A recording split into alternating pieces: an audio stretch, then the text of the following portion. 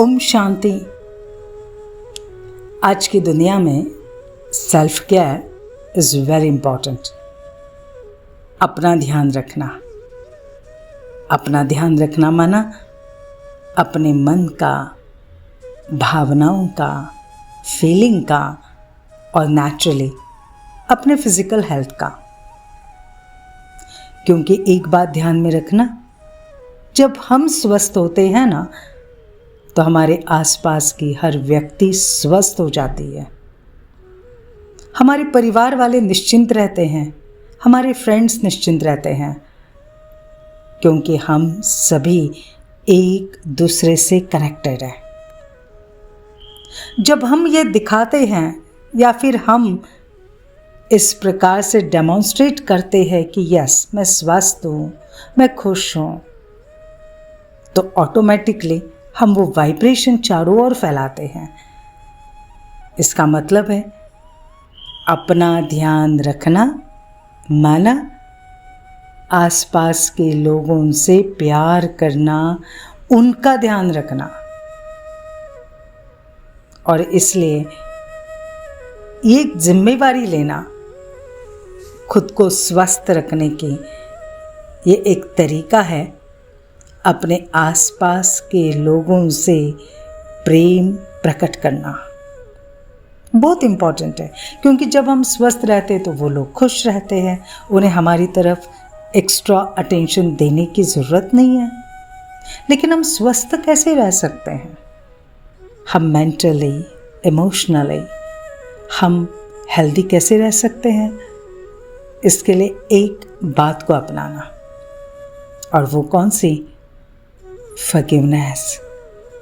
क्षमा करो, माफ करो, दूसरों की गलतियों को भूल जाओ।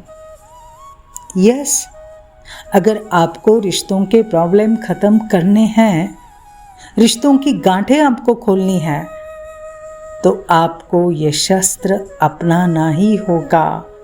क्षमा करना, माफ करना, पास्ट को भुला देना, अपने कड़वे भूतकाल को, दुख भरे भूतकाल को भुला दो। और हाँ, साथ में उनके भी भूतकाल को, उनके गलतियों के भूतकाल को भुला दो। इसी से तो हम भविष्य में अच्छे रिश्ते की ओर बढ़ेंगे। और ऐसे पास्ट को जो भुलाना है ना, तो अपने मन को समझाना होगा।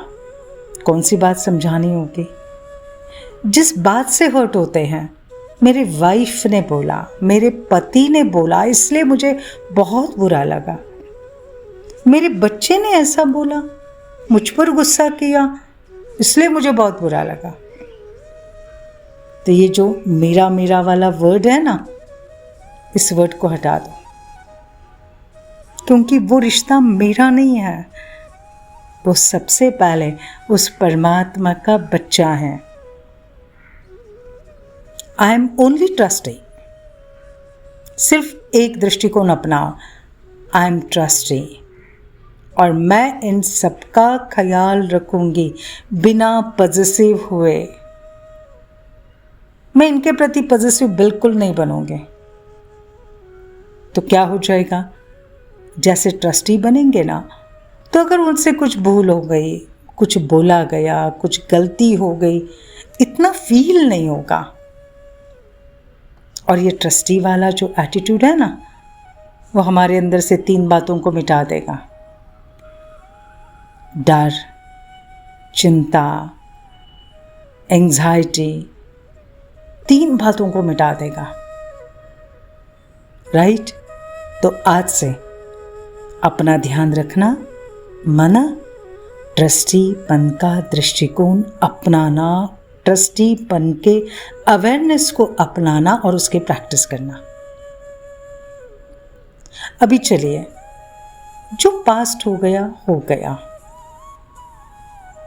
चाहे मेरे हाथ से कुछ हुआ या चाहे उनके हाथ से कुछ हुआ, अब वो तो एक हिस्ट्री बन गई ना, इतिहास बन गया ना।